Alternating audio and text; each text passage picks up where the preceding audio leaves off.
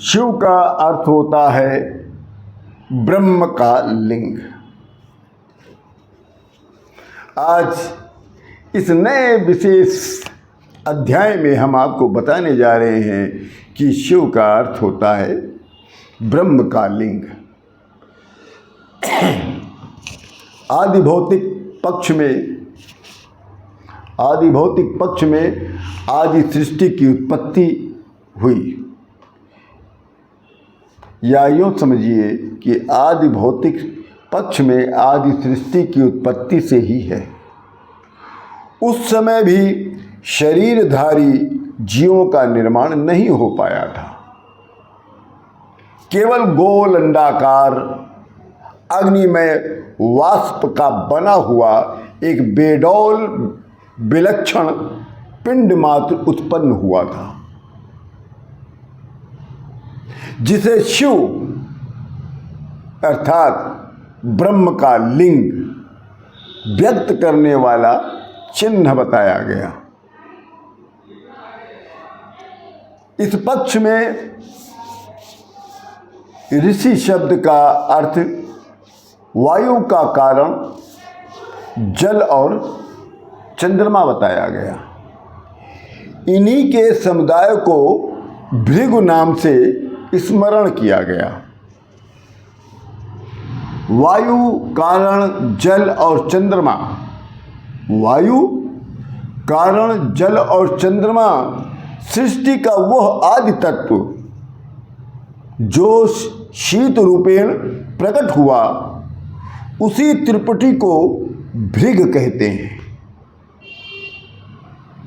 उसी त्रिपुटी को भृगु कहा जाता है।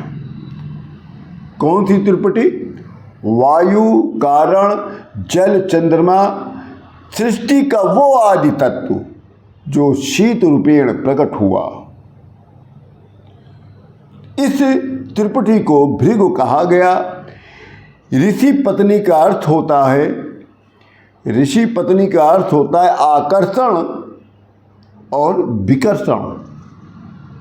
ऋषि पत्नी का अर्थ होता है आकर्षण और विकर्षण, और आकर्षण विकर्षण एक शक्ति होता है। कुछ नियमित काल के अनंतर वो ब्रह्मांड रूप शिवलिंग आकर्षण और विकर्षण के तारतम्य से दो भागों में धावा भूमि में विभक्त हो जाता है। पहला वो अंड जो दो हिस्सों में टूट गया, दूसरा भाग ब्रह्मांड के जो दो भाग हुए उनमें से एक भाग पृथ्वी है, जो स्त्री रूपेण चराचर जगत की माता है, और दूसरा भाग घो हुआ, जो पुरुष शक्ति रूपेण चराचर का पिता बताया गया।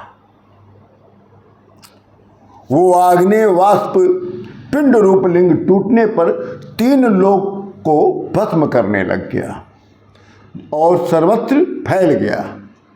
इसका अभिप्राय ये होता है कि वर्तमान समय में सूर्य चंद्र ग्रह नक्षत्रादिक जो दिखते हैं, वे सभी सृष्टि के पूर्व काल में सम्मिलित हुए एक गोल अंड में समाये हुए थे, परंतु उसके फूट जाने पर, जिस प्रकार आतिशबाजी का गोला फूटने पर बीच से अनेक रंग बिरंगे ज्वालाएं निकलती हैं, उसी प्रकार ब्रह्मांड रूप शिवलिंग की धावा भूमि जो दो भागों में विभक्त हुआ, ये सब ग्रह नक्षत्र चिंगारियों की भांति चारों ओर फैल गए। यही शिवलिंग का आदि भौतिक अर्थ है।